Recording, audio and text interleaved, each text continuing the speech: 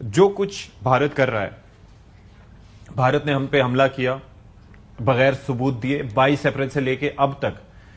Correct me if I am wrong کہ اگر بھارت کوئی ثبوت دے پایا, اس کے باوجود اس نے 1971 کے بعد پہلی دفعہ ایسا ہوا کہ پاکستان کے سیٹلڈ ایریاز پہ اٹیک کیا.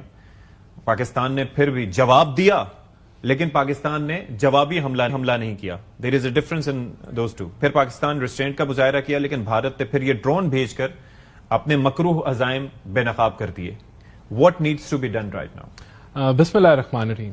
دیکھیں, آج جو بھارت کی طرف سے یہ ڈرونز بھیجے گئے اور پاکستان کی افواج نے آل آف دیم جتنے بھی بھیجے ان کو شاٹ ڈاؤن کیا اور ان کو گرایا, ایک کے سوا سب کو گرایا, اور میں سمجھتا ہوں مکھیوں اور مچھروں کی طرح گرایا. دیکھیں, بات یہ ہے کہ یہ ایک ڈیسپریٹ موو ہے. اور کیوں ہے؟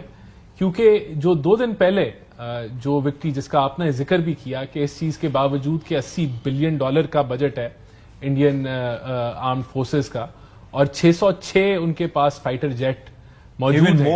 ایون مور, لیکن میں صرف فائٹر کی بات کر رہا ہوں.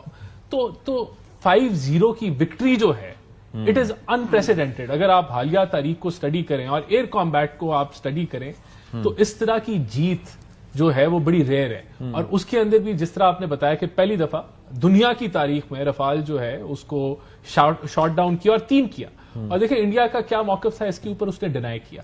لیکن آج دنیا کی جو میڈیا ہے, دنیا کا جو پریس ہے, وہ جو ہمارا کلیم ہے کہ ہم نے 5 گرایا اس کی تصدیق کر. اچھا, وہ تصدیق کر بھی کس طرح سے ہے؟ ان جو تیارے تھے ایجیکشن سیٹس دکھا دی.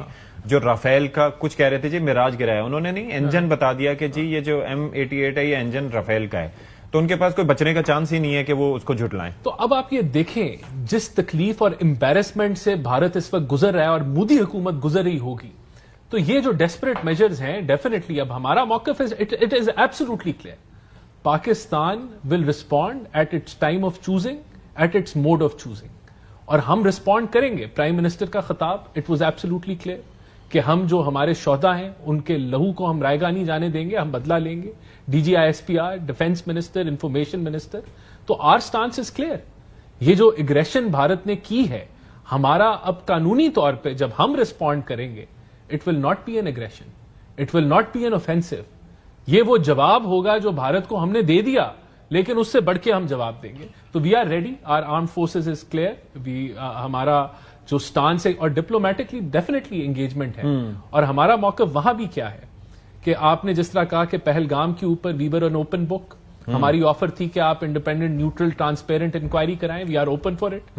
اس کے باوجود انڈیا نے ڈپلومیٹکلی نہیں انگیج کیا ہمارے پہ. دے اٹیکڈ اس, اور اس کا رسپانس جہاں ہم نے دیا, now it is our turn and we will take our turn. اور دنیا جو ہے وہ اپنا رول ادا کرے, انڈیا کو کٹہرے میں کھڑا کرے.